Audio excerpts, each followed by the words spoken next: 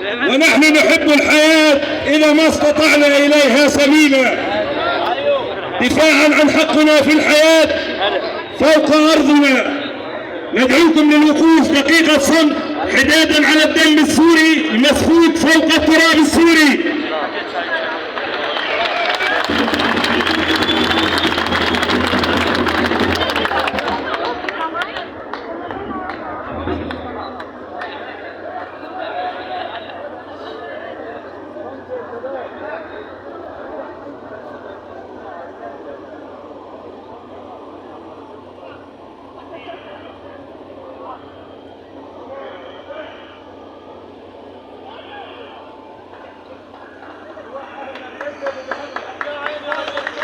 ولا هلي